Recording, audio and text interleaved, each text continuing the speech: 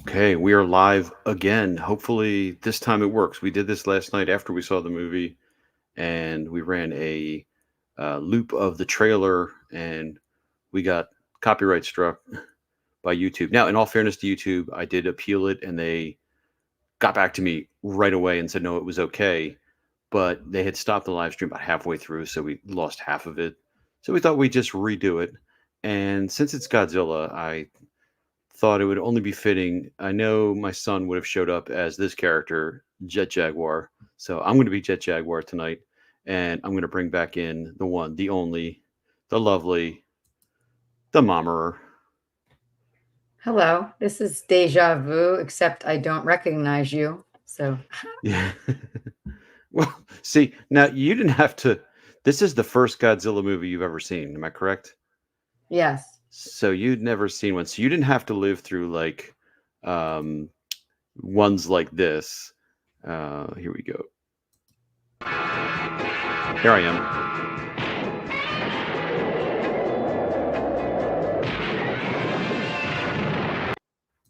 You see, you were spared from that kind of movie, or maybe even this one.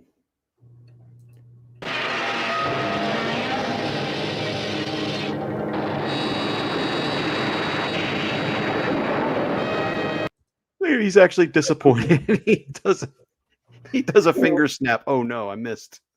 They look like our Saturday morning cartoons when we were kids. They do, and they're stupid. And you know what? I loved every one of them. I used to watch them all. Creature double feature on Saturdays, and sometimes you'd get a Godzilla movie, and we would watch these, and it was like, oh my gosh, it's Mecha Godzilla, big robot Godzilla, and he had to fight him with who's this in the background here?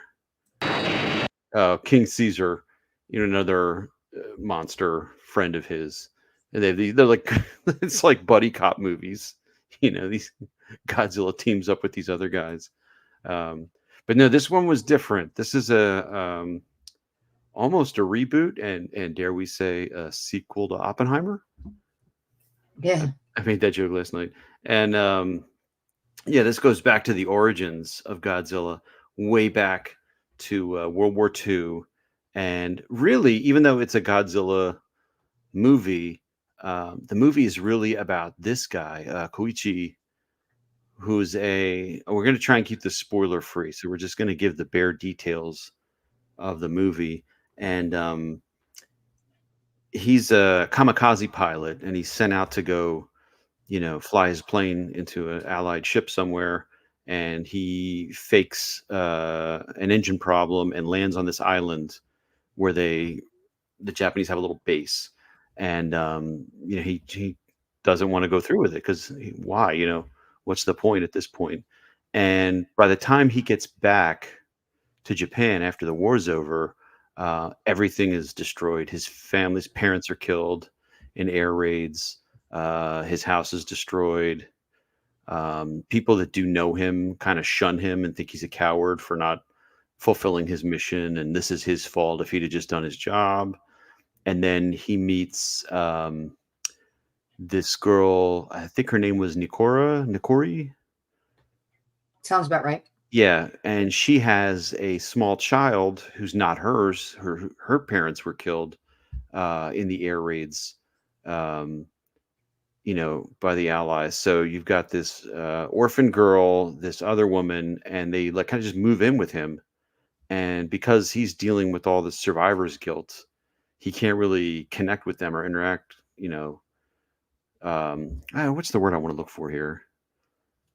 Like he can't interact with them in a loving way and be what they need him to be. And that's kind of like the heart of this story. I felt like this is really this story is kind of a redemption arc story for him trying to redeem himself.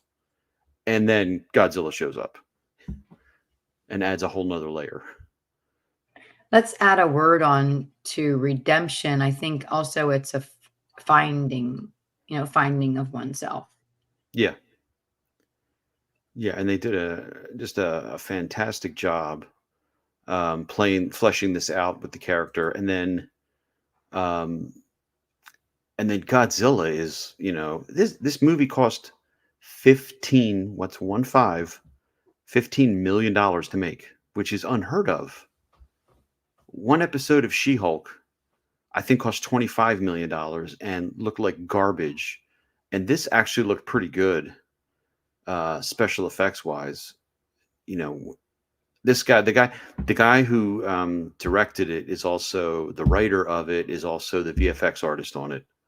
So he's doing triple duty, and he did the VFX on the previous Godzilla movie coming out of Japan called Shin Godzilla. And there's a lot of elements to that model Godzilla in this one that are very similar. So he kind of already had like a working background knowledge of how to do this, and he accomplished something amazing on this budget to come up with a movie this good. This has to be maybe the third or fourth best movie I saw this year, I think. I would agree with that.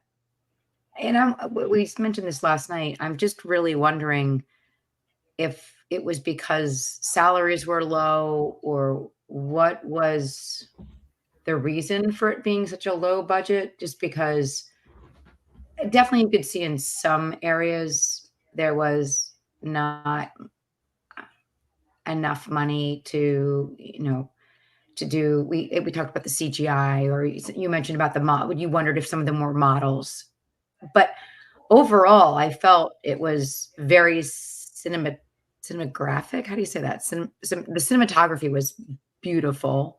I thought the setting was so true to what they were dealing with as a country. So I just am wondering why the budget was not that much.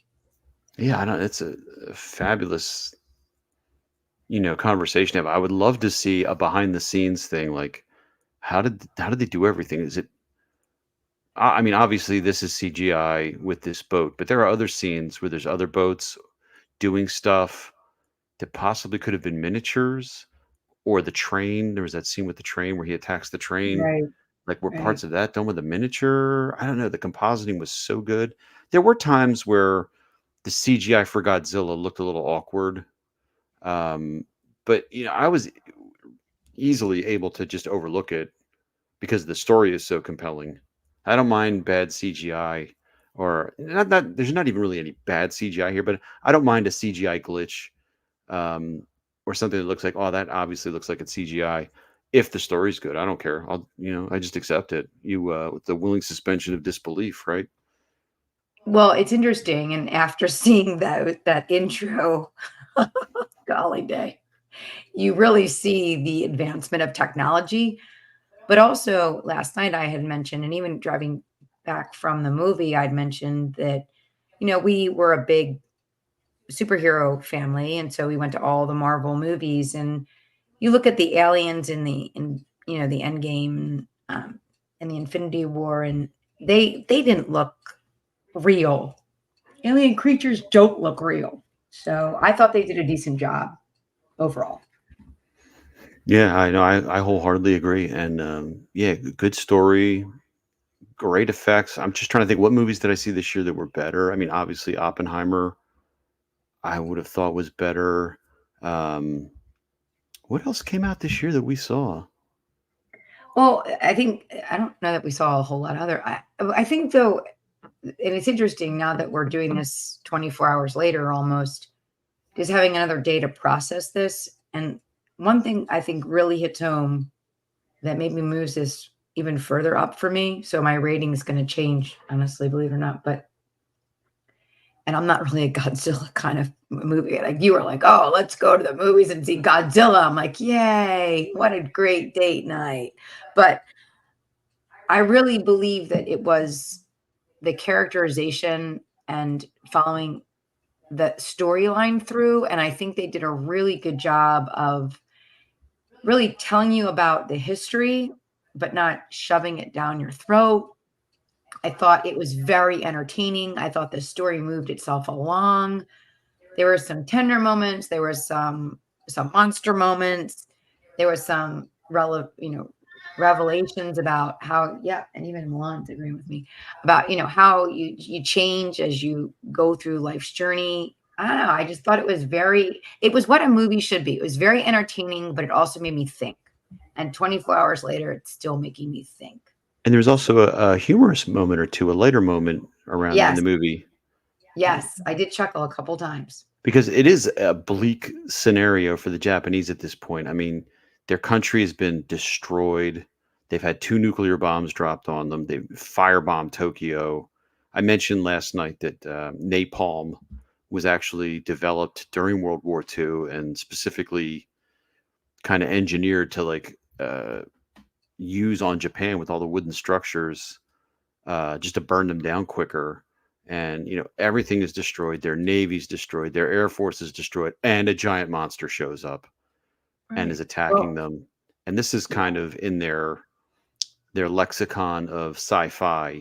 Them getting attacked by radioactive things.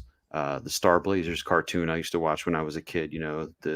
Japan and the Earth is being bombed with radioactive meteorites, and the Earth only has a year left, and they raise the Yamato off the seafloor, turn it into a spaceship, and fly out there to fight the aliens. And then this is supposed to be an allegory or a metaphor for Japan attacking us in World War II and getting us involved in the war, that they awoke, the sleeping giant, and then they got nuked. And so this is like, Godzilla coming to destroy them is part of that culture, that they have. And when you factor all those things in, and then you see stuff like this is actually a real one, just a little clip from the movie.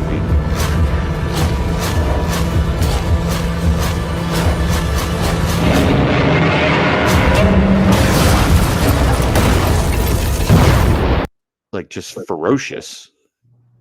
That's really scary. It really drives the drama forward, and the tension in the scenario forward for you. Godzilla is unstoppable. How are you going to stop him? Although in this version, it's funny. In this version, Godzilla, you can hurt him. He does take damage. He just heals very quickly from it. But in other movies, like it's been a long time since I saw the original Godzilla, and I probably only saw clips of it. But Godzilla just kind of like wades through the military. They shoot at him. He just kind of sucks it up and keeps it. Doesn't really do much to him. And in the first movie, I think they had to have like some kind of secret weapon, oxygen destroyer, whatever, to use on him because their weapons were ineffective. Here, it's like we can damage him, but we don't have much left. We don't have a giant navy anymore with carriers that can shoot, and destroyers and cruisers and all these things. We're like, we're kind of down to the bare bones here. How are we going to stop Godzilla, or can we stop him? Yeah, I really liked when you told me before we went to the movie, and I'm glad you repeated it again here tonight, the backstory. I didn't know the analogy and the symbolism, and in some ways, they couldn't stop America. So I think it's I don't know, I think it's just really well done. And I also love how they're very straight up and honest about their own frailty as a nation, and then what it drove individuals to do to survive and what that means, and then what that meant for the story and for the characters. It's just a layered movie that I think I don't know, I think it took the bold step of being open and honest and all the while entertaining. Yeah, Yep. I thought it was really good. And for Yeah. people who, younger viewers to the channel, if you're watching, please subscribe and hit that like button. But for younger viewers who might not know their World War II history and what was going on at that time, so World War II started in, I believe, 1939 with the invasion of Poland by the Germans, but Japan had already been at war for like 2 years, I think, with China. And um, when they were trying to dominate the South Pacific there, and they decided, to attack us. And I think there was some resentment on the Japanese part of the Allies because during World War One, they were on our side, but when it came time, to end the war and divvy up the spoils of whoever was getting what, the Japan kind of got shuttled off to the side, like, hey, take a hike. You're just such a small country. And I think they kind of resented that, and When they were always, it was an imperial um, government, and they kind of told the people like everything's going well, everything's fine. In fact, when they lost at Midway, which was kind of the turning point in the South Pacific for the war, they lost like a third of their fleet, I think. Four carriers and some cruisers and that. But they told the public, "Oh no, we won. It's a great victory." And then when the ships came back, they took all the wounded people and sent them to like private hospitals, so they couldn't tell anybody. Like, yeah, we got our clocks cleaned. We were really not prepared for that, and our way of managing our carriers with the planes and refueling and rearming and all that was very inefficient, and we got clobbered out there. So, and they do take some self-deprecating shots in this movie about them not always being honest with everybody at that point in history. So that's a yeah, that's a really good thing that they did there. Yeah, I agree. I definitely agree. So why don't we uh, first give the little background on why we're using the IMDb rating scale and not the Rotten Tomatoes, and then why don't we give our ratings? And I'm going to be interested to see if you change your rating. Well, I think my rating's still going to be the same. So IMDb wise, they just take you rate the movie on a scale of 1 to 10, and then they just average all those together and you get a score. So at IMDb, the last time I looked, it was sitting at 8.5, and I gave it a 7.6. Okay, I'll move it to 7.7. I did feel the CGI, you know, does hold it back just a little bit. I'm willing to overlook it, but I can see where other people might say like, some parts of this don't look that great.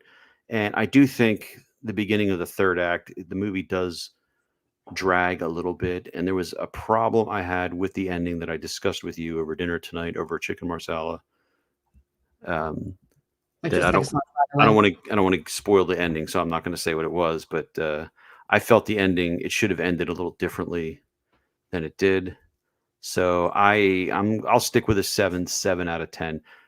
You can give your rating, and then I'll talk about Rotten Tomatoes.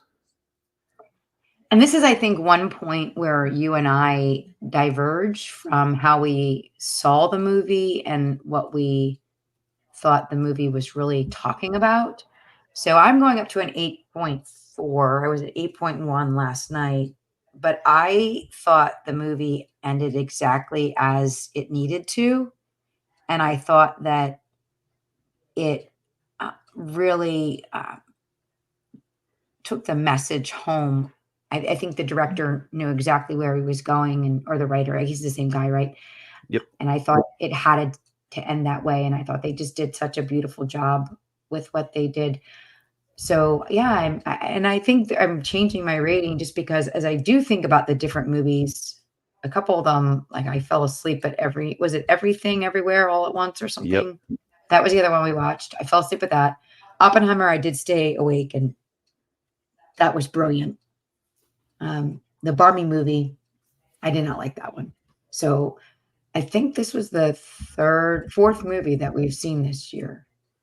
And of all the movies, I really enjoyed this one the most, except for Oppenheimer. That's a different caliber of movie though. But anyway, yeah, I'm raising my rating up. It was, and I'm not raising up because, uh, I mean, I have to take out the monster thing. I mean, for me, the monster thing was the monster thing. It was like a car chase, which I could always do without. But yeah, or a fight, the street fights or the gun fights or whatever is going on with the raw stuff. I don't need that. But the monster it added to the movie because of their history. But yeah, I could have done without that. I just thought overall it was really well done. Oh, and the other thing, after you talk about Rotten Tomatoes, talk about let's talk about the subtitles because I think that's important to talk about. Oh yes, this is in Japanese with English subtitles underneath. Although I have watched several movies where I've had to read subtitles, and so that doesn't really bother me. I don't mind reading the subtitles because sometimes I can glance at the subtitles, know exactly what they're saying, and then just focus back on the actors again. And through context clues, get what they're saying without necessarily reading every word. But that is something to bear in mind. Rotten Tomatoes. So that Rotten Tomatoes has a 97% audience rating and a 97% critic review rating. And you might look at that and think like, wow, that's great. But sometimes you'll see a movie like, um, I don't know. I'm trying to think of one recently that just had this huge disparity between the critic rating and the audience score. And some, so it's like 80 something percent positive critics, and the audience score is like 24%. And you're like, how could it be that far off? So all Rotten Tomatoes does is if you rate it out of 10, if your rating is 5.1 or higher, that's counted as a positive review. If you're 5 or less, that's a negative review. So if you have a movie that's like that would average out to a 5.5 on IMDb, that would generally receive positive reviews on Rotten Tomatoes.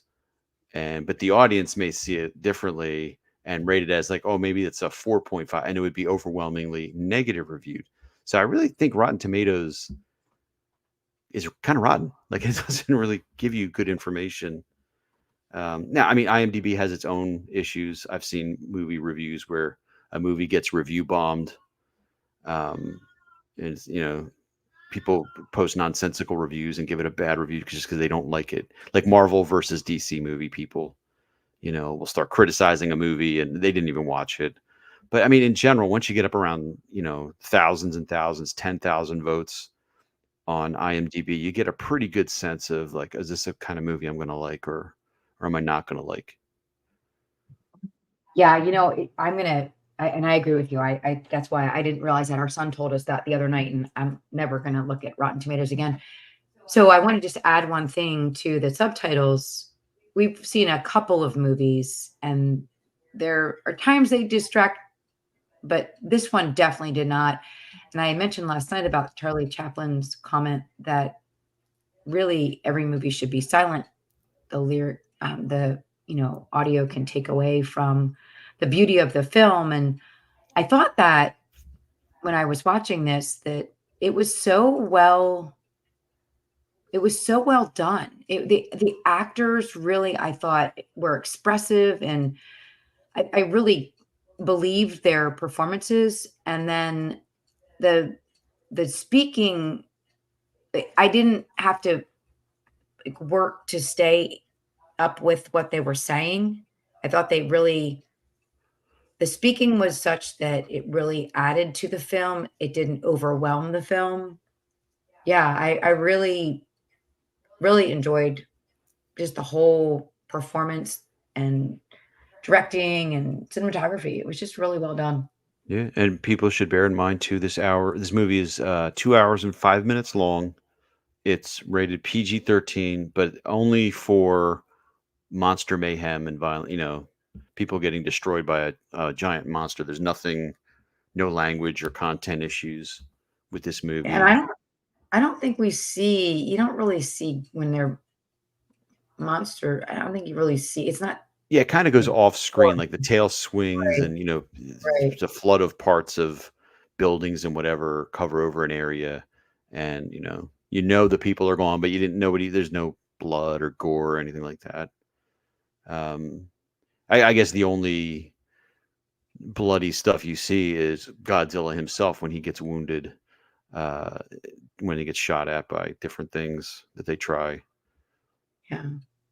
And the only other thing that we did that I think we haven't gone back and done again was the previews. Remember we talked about the previews last night? Oh yeah, there was there one good so the one preview you kind of liked was that one rom-com that I'll probably now have to go see since I made you see Godzilla, Right. with the guy from Maverick, Sam Powell. Anyone but him, where they're at a wedding Yes. and then I they're don't gonna remember the pretend to name like of it each though. other. I think it was called Anyone But Right. Him. Oh, okay. But the movie you really want to see, I know you really want to see the haunted one about the teddy bear. No, If my daughter would probably wanna see that, but not me.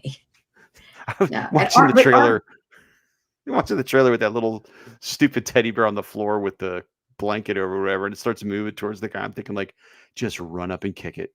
Like, yeah, whoa, yeah, you I why think are you you actually standing said that. there? Why aren't You you actually kicking this thing? yeah, that's so funny. Argyle looked good, though. I do want to see Argyle, and I do love Henry Cavill and John Cena. Um, and it looks funny. Oh, and Sam Rockwell. I love all three of them. Bryce Dallas Howard, I could take her leave. She was in those Jurassic Park movies. That's a downer for her. Yeah, But that is Ron Howard's daughter, so I got to give her a chance. yeah. Um, that looks good. That looks kind of funny. That looks like it could be a lot of fun. Oh, and there was that International Space Station movie Yes, we actually talked about that too. Yeah, with you're the only right. person I think I really recognized in that was Zazie Beetz. She was Yeah, in Joker. yeah. That looks dumb, but I said the same thing about Gravity when we were at Thor. I still remember Thor: The Dark World. That trailer came on. I'm pretty sure it was Thor, and I watched the trailer for Gravity. I'm like, that looks so stupid. Like what? And then it came out, and then I saw it, and I'm like, this movie was actually pretty good. I That was really really enjoyed good. it. Yeah, that was So really good. ISS, I don't know. It's We'll see. You know what maybe we maybe should it'll be do? awesome. Yeah, I hear you. Why don't we? Because it's now break is coming up, and all of our crew will be here. Why don't we have them see Godzilla, and then we could all come back on and see what they think. And I think it'd be interesting to hear their perspective because they're such a different generation. They wouldn't have seen all the other Godzilla movies that you have, and then just see what their reaction is. I think Yep. that'd be interesting, don't you think? Yes, and I think you and I should watch Godzilla versus Megalon with Jet Jaguar, just so Yeah, you know who no. this character is that I am today. Yeah, no, I'm good just looking at it on the screen. That looks just enough for me. Well, hey, that's 26 minutes we've been on. Yeah, how about it? That's a long time. So we should let Okay, anybody go who's watching, and wish them a good night and happy holidays. And definitely. Happy yep, holidays. and let's go and watch one of our shows. Sounds great. All All right. right. See Take care. everybody. All right, bye-bye now.